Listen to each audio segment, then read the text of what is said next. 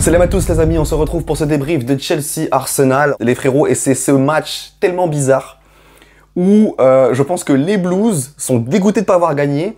Et pareil pour les Gunners. En fait, je pense que les deux fanbases, les deux équipes peuvent être déçues du résultat, dans le sens où on a d'un côté Chelsea qui a eu un peu plus de maîtrise peut-être, mais s'est montré moins dangereux, et Arsenal qui par contre s'est montré plus dangereux et aurait pu largement repartir avec les 3 points. Un vrai derby. Et d'ailleurs, ça fait longtemps que je vous l'ai pas demandé, mais là je vous le redemande, likez un max les gars. Likez un max pour faire péter ce débrief. Les Gunners qui arrivent sur la chaîne, voilà, French Premier League, on parle de toute la Première Ligue. Évidemment, on parlera de votre club, notamment pendant la trêve. Je pense que je vais faire une vidéo pendant la trêve sur Odegaard et son impact. On y reviendra juste après. Mais ouais, un derby, pourquoi? Parce que la méchanceté. On a vu de la méchanceté des deux côtés. On a vu des duels disputés. Et dans l'énergie, dans l'impact, il y avait vraiment ce côté derby des deux côtés. Et d'un point de vue fan de Chelsea, je vais peut-être passer pour un aigri, mais je suis énervé. Je suis énervé pour plusieurs choses. Le classement ne me guérit pas totalement en vérité. Oui, Chelsea est 3e. Oui, Chelsea est 3e, mais... Ici, on est des gens honnêtes, objectifs, on aime la vérité. Je vais pas commencer à vous dire, ouais, on est 3e et à faire le malin. On est 3e à 3 points du 11e. Voilà, que comme ça, non mais au moins, voilà. Parce qu'il y a des gens, ils sont là que pour faire le cinéma. Ici, moi, je suis carré, les frères. Je vais pas commencer à me vanter d'être à 3 points du 11e. Non. En fait, là, on est sur un classement très serré. Et comme je vous dis, tu perds le prochain match, tu peux perdre 2, 3, 4, 5 places. Donc en vérité, surtout que quand je vois l'effectif de Chelsea et quand je vois les possibilités qu'a Chelsea, Chelsea pourrait avoir beaucoup plus de points. Et on a Arsenal qui est du coup 19e à égalité de points avec donc du coup Forest, Brighton et Chelsea du coup. Donc très serré au niveau du classement. Au niveau des 11 de départ, il y a un truc qui me fait rire. Moi personnellement, ça me fait rire. Pourquoi? Parce que on les connaît maintenant. On les connaît. Moi, je suis pas tombé dans le panneau. Je vous le dis, les gars, je suis pas tombé dans le panneau. Mais Arteta, ça fait un moment maintenant qu'il est en première ligue, qu'il coach. Quand il ment sur la fitness d'un joueur, ça se voit. Ça se voit. Ça nous a fatigués toute la semaine. Oui, Rice, il a mal au petit doigt. Odegaard, il est pas fit. Et du côté de Chelsea, oui, Palmer, il a mal à la cuisse. Ah, j'ai dit la cuisse carrément. Je savais très bien que les 3 allaient être dans le 11, c'était sûr et certain. D'un côté, on a le cinéma habituel d'Arteta quand il ment sur la fitness des joueurs. Après, oh, surprise, les joueurs sont sur le terrain. Et d'un côté, on avait Chelsea qui voulait accentuer aussi sur la convalescence de Palmer pour dire que, regardez, le rouge de Martinez, là, il devait prendre rouge. Derrière mon joueur, il a mis toute la semaine à se remettre dedans, etc. Donc, on voulait un peu jouer aussi sur ça, je pense. Mais au niveau des 11, pas trop de surprises. Sauf, la grosse surprise, si, quand même, James. Donc, en fait, notre ami Maresca, il sait toujours pas qui mettre entre Gusto, Cucurella et James. Pour moi, c'est un problème. Pour moi, c'est un problème, c'est son problème surtout. Mais quand tu dis que là, c'est un choix en fait. Rich James était prêt, c'est ton capitaine, c'est un de tes meilleurs joueurs, et tu le benches par choix. Pour moi, ça montre aussi tes limites tactiques, c'est que tu ne sais pas, en gros, comment mettre en valeur tes meilleurs joueurs. Et moi je trouve que c'est un problème. Mais on y reviendra plus tard, mais de toute façon, ça, je le dis depuis très longtemps. Mais tu commences ce match-là avec sur le banc Nkunku et James, pour moi c'est un problème. Je vous mets maintenant quelques statistiques. On voit au niveau de la possession, c'était équilibré. Malgré tout, moi je le dis, hein, j'ai vu et j'ai senti plus de maîtrise de la part de Chelsea, surtout en première mi-temps. Et par contre, c'est vrai que même s'il y avait moins de maîtrise, il y avait plus de dangerosité côté Arsenal. On voit, et regardez ça, c'est très trompeur aussi. Les XG, je sais pas trop comment ils sont calculés dans ce match-là, mais on a plus de XG pour Chelsea que pour Arsenal. Cependant, on a plus de grosses occasions quand même pour Arsenal. Et ça, pour moi, c'est ce qui montre aussi que je vais pas me fier au XG dans ce match. Parce que clairement, moi, je vois 4 grosses occasions pour Arsenal, une seule pour Chelsea. Et pour moi, oui, en effet, Arsenal s'est montré beaucoup plus dangereux et tranchant dans le dernier tiers et s'est créé des occasions où clairement, pour moi, ils auraient dû mettre 2 buts dans ce match. Et d'ailleurs, je pense à un partout, on avait le bon prono. En avant-match. On est très bon sur ça cette saison les gars, donc suivez les amis des avant-matchs, parce que généralement on donne le score du week-end, en spoiler, voilà, on donne le score du week-end. Donc là j'avais dit un partout, et on a bien un partout dans ce match-là. Donc Madueke et Neto sont les joueurs qui ont fait le plus progresser le ballon via la conduite de balle, Colwill via la passe. On voit que c'est le joueur qui, en effet, il a trouvé des passes progressives très intéressantes pendant toute la rencontre. Donc ça, c'était assez fort de sa part. Au niveau des ballons perdus dans les zones dangereuses, on voit, hein, là, il y a une grosse différence. Et ça met en valeur quoi? Ça met en valeur le pressing d'Arsenal. 30 ballons perdus dans zone dangereuse, dans son dernier tiers, en fait, dans son tiers. 30 ballons perdus pour Chelsea, 8 pour Arsenal. Et ça, pourquoi? Parce que Arsenal a un meilleur pressing et beaucoup mieux organisé dans le pressing contre pressing. Et il y avait une autre stat aussi que j'ai pas mis là, mais que j'ai en tête. Les actions défensives d'Arsenal ont été faites en moyenne à 49 mètres de leur but. Donc c'est plutôt haut. En moyenne, c'est plutôt haut, alors que Chelsea, c'est 37 mètres de leur but. Donc, ils avaient tendance à défendre un peu plus bas, à laisser venir, parce que tout simplement, le contre-pressing n'était pas efficace, et Arsenal arrivait globalement à se rapprocher des buts de Chelsea. Mais voilà, le pressing, au niveau du pressing sans ballon, Arsenal était meilleur. Au niveau des duels, on voit 53% de duels remportés pour Chelsea. Dans l'impact, ils ont été là, clairement. On voit 94% de tacles gagnés aussi. Donc pour moi, dans l'impact, les Blues ont joué un derby à domicile. J'ai pas trop de plaintes à faire par rapport aux joueurs, sauf peut-être quelques-uns. Mais il y a un joueur, Palmer. Faut qu'on ouvre le dossier Palmer. Il faut qu'on ouvre le dossier Palmer. Je regarde, est-ce que j'ai fini avec mes stats? J'ai fini avec mes stats. Le dossier Palmer, faut qu'on l'ouvre. Pourquoi? Parce que City éteint, Liverpool éteint, United éteint, Arsenal éteint. Dans les gros matchs cette saison, Palmer est éteint. Et je sais comment sont les fanbases, je sais comment sont les fans de Chelsea, ils vont m'insulter parce que on protège nos meilleurs joueurs en règle générale. Mais moi je m'en fous, moi je m'en tape des propagandes, des agendas, j'ai rien de tout ça moi. Je vous dis la vérité, dans les gros matchs, Palmer, il est éteint. Et en fait ça me fait chier parce que je veux qu'il pèse beaucoup plus sur ce match-là. Il y a une partie où c'est de sa faute, où clairement dans le match, il a eu beaucoup d'erreurs techniques, de manque de justesse, notamment cette action-là où ça me fatigue. On fait tout bien. On fait tout bien. Regardez la récupération, fin de deux corps. On dirait un combat Dragon Ball Z. Et après, le ballon joué justement par Jackson. Et voilà, Palmer qui fait cette erreur qui pour moi est très saoulante. Très saoulante. Et il a fait beaucoup d'erreurs de contrôle comme ça dans le match. Également cette action-là où on peut voir que on sait qu'il est fort dans cette zone du terrain, Palmer. On le sait. En fait, un joueur de sa trempe, je m'attends à ce qu'il sache ce qu'il y a dans l'axe. Il est 4 sur la gauche, c'est pas forcément mal joué, mais s'il ajoute dans l'axe, ça peut être une action totalement différente. Et le fait qu'un joueur comme lui, qui a cette vision de jeu, je m'attends à ce qu'il voit ce qui se passe dans l'axe. En plus, quand tu vois que Jackson, c'est quand même un joueur qui fait beaucoup d'appels et tout, ça me dérange. Vraiment, ça me dérange. Et il faut qu'on parle aussi de cette liberté totale que Maresca laisse à Palmer. Pour moi, c'est pas bon. Pour moi, c'est pas bon parce que Palmer, il doit avoir une liberté dans sa zone. Plus ou moins dans sa zone. Là, en fait, il est où il veut clairement, il est où il veut sur le terrain. Il fait ce qu'il veut. Et pour moi, c'est pas bon parce que il se perd en fait. Il se perd. Par exemple, une action comme ça, où pour moi, clairement, dans le demi-espace, il n'y a personne là où il doit avoir un joueur, il n'y a personne. Tu dis que c'est Palmer qui doit être là, certes, mais en fait, il est tellement partout que c'est moins efficace dans ses placements. Tellement il se perd. Il est à droite, à gauche. Et en fait, là où tu l'attends, au moment opportun, des fois, il n'est pas là. Mais c'est pas forcément sa faute. C'est aussi le coach qui lui dit d'être comme ça, qui lui donne cette liberté-là. Et pour moi, cette action-là aussi, elle montre une chose sur Chelsea, c'est que donc dans le demi-espace, soit on a les mauvais joueurs, soit on n'a pas les joueurs, parce que du coup Palmer est un peu partout. Et là, même si on centre pour qui? On centre pourquoi? On centre pour quoi faire? Dans la surface, il y a qui? Il y a Madueke, Gusto et Jackson. Les fans de Chelsea, je vous laisse dire quel est le point commun entre ces trois joueurs. Le point faible de ces trois joueurs qu'ils partagent. Oui, le jeu aérien. Là, tu centres là, entre les Gabriel, les Saliba, on va rien faire. On va rien faire. On n'a pas de joueur bon dans la surface là, de la tête. Donc là, on n'a pas le joueur qu'il faut dans le demi-espace. Et dans la surface, on n'a pas les joueurs qu'il faut. Ça, c'est un des manquements aussi de Chelsea. Et moi, ça me fatigue. Là, je tombe sur Maresca. Et c'est pas nouveau, hein. Commence pas à dire que c'est nouveau ou quoi, sur le coup de l'émotion, quoi. Non, c'est mon refrain. Et je vais dire à tous les débriefs pour que ça rentre dans vos têtes. Maresca a fait de Chelsea une bonne équipe, mais pas une excellente équipe. Parce que moi, ça me fatigue maintenant de voir Gusto dans le demi-espace là, de voir Cucurella, Enzo, ça me fatigue. Ça me fatigue. Et en plus, quand je vois Madueke, alors Madueke, c'est un joueur que j'adore. J'adore Madueke. Et je trouve qu'il a toutes les qualités pour être un très bon ailier. Il n'y a aucun souci là-dessus. Aucun souci. Il est puissant, il est rapide, il sait dribbler, etc. Il n'y a pas de souci. Et moi, je suis très content de l'avoir dans l'effectif et je suis très content qu'il ait du temps de jeu. Mais par contre, pour moi, ce n'est pas un titulaire indiscutable en première ligue comme ça. Comment ça, il est titulaire indiscutable en mode c'est le mec? Non. Mettez-moi Gusto ou James dans le couloir droit. Mettez-moi Palmer libre, mais dans le demi-espace, droit quand même. Donc, si tu veux après l'inverser avec le latéral de temps en temps pour créer un peu de mouvement, ou que tu veux l'inverser, parce que si tu fais ça à gauche dans le demi-espace, tu peux mettre Nkunku. Et si entre joueurs de demi-espace, il y a aussi des positions interchangeables et il y a ces mouvements-là. Donc là, Palmer, il est libre, mais c'est quand même un minimum cadré. Ok, là il est libre, mais c'est trop libre et ça me fatigue. Et on a encore et toujours ce Gusto dans le demi-espace, Gusto qui est très bon, Gusto qui est impactant, qui a une grosse activité, qui défend bien, mais dans le demi-espace, il est pas excellent dans le demi-espace et c'est pas sa faute. Maresca me fatigue. Maresca me fatigue, je le dis.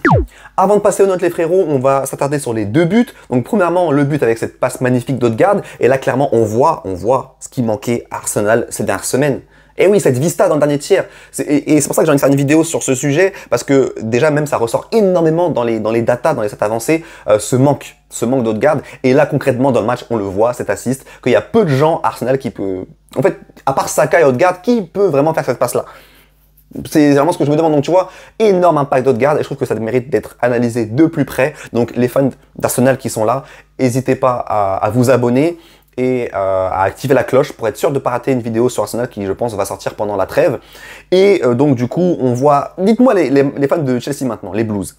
En live, quand je vois le ballon partir des pieds d'Odegaard, je crie à Sanchez de sortir parce qu'il y a personne, à partir du moment où il y a personne entre l'attaquant et le but, qu'il y a que toi le gardien, sors, réduis la distance. Et après, plus j'ai vu le ralenti, plus je me dis, est-ce que vraiment s'il sort sur Martinelli, est-ce qu'il laisse pas aussi Saka tout seul? Parce que la passivité de la défense de Chelsea est immonde, ça met une demi-heure à revenir se placer. Ça m'a saoulé clairement. Mais ça, c'est habituel avec Chelsea. L'alignement défensif est catastrophique très souvent. Très belle finition de Martinelli. Mais donc voilà, dites-moi les Blues, est-ce que vous en voulez vraiment à Sanchez sur ce but-là ou pas tant que ça? Ou pas tant que ça finalement. Et ensuite, on a ce but de Neto. Les frérots. L'assist la plus facile de Enzo de sa carrière, je pense. Mais en fait, quand je vois Neto, je vois un vrai ailier. Et je repense à Pochettino, je me dis, mais miskin quand même. Lui il s'est tapé Sterling et Mudryk. Quand tu vois que maintenant tu as le choix entre Neto et Sancho, mais ça n'a rien à voir et ça change tout. On le voit, ça change tout, que ce soit avec ou sans ballon, mais vraiment, avec ou sans ballon. T'imagines que l'année dernière, Sterling et Mudryk, ça fait partie des joueurs qui, en plus, avec ballon, faisaient des dingueries, mais sans ballon, couraient le moins. Donc, en fait, c'était la peste ou le choléra.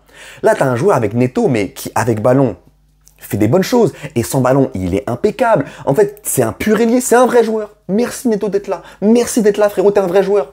T'es vraiment un vrai joueur, un vrai ailier. Merci d'être là. Et là, les Gunners, dites-moi, est-ce que vous en voulez un peu à Raya par rapport à ce but, par rapport à son placement? Moi, j'ai l'impression qu'il n'est pas trop excentré non plus, qu'il est plutôt au centre du but, donc ok. Mais j'ai l'impression qu'il est un peu masqué au départ du ballon et que ça part vite. Et que ça part très très vite. Donc dites-moi les Gunners si vous en voulez un Raya sur ce but-là. Donc sur les deux buts, les gardiens, je suis pas très décidé. Je sais pas si je leur en veux ou pas. Allez les frérots, on passe maintenant aux notes et je suis toujours accompagné de mon partenaire Match Memories. L'application qui permet de noter les joueurs, les matchs et bien plus encore. Et ce sera peut-être le cas dans un instant quand je montrerai mes notes, mais souvent vous n'êtes pas d'accord avec mes notes de débrief et c'est tout à fait normal. Et maintenant, grâce à Match Memories, vous avez la possibilité de noter les joueurs et de comparer avec mes notes directement sur l'application. Et pour ça, il vous suffira de m'ajouter via mon hashtag que je remettrai en description de la vidéo. Lors du dernier débrief, vous avez été une trentaine à m'ajouter en ami. Merci énormément. Vous pouvez noter autant de matchs que vous voulez, que ce soit dans les meilleurs championnats européens, mais aussi les matchs de Coupe d'Europe. Et en plus, vous pourrez garder un historique des matchs que vous avez vus et des notes que vous avez données. Tout simplement, un outil idéal pour faire un bilan en fin de saison. Le concept est génial, l'application est gratuite sur le Play Store et sur l'App Store. Et si on est nombreux à la télécharger, elle ne cessera de s'améliorer, bien qu'elle soit déjà super fluide. Très sincèrement, il y a très peu de pubs et elles sont même pas intrusives en vérité, mais si vous n'en voulez pas du tout, il y a un mode premium et vous pouvez également télécharger des maillots virtuels pour habiller vos avatars. On est sur un poulet les frérots et chaque téléchargement participera à soutenir la chaîne dans son développement. Donc merci énormément à tous ceux qui se laisseront tenter et n'oubliez surtout pas de m'ajouter via mon hashtag que je remettrai en description.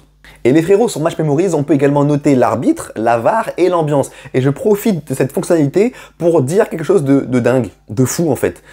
Michael Oliver, qui est l'un des pires arbitres que j'ai vu de ma vie, j'ai trouvé que son match était presque parfait.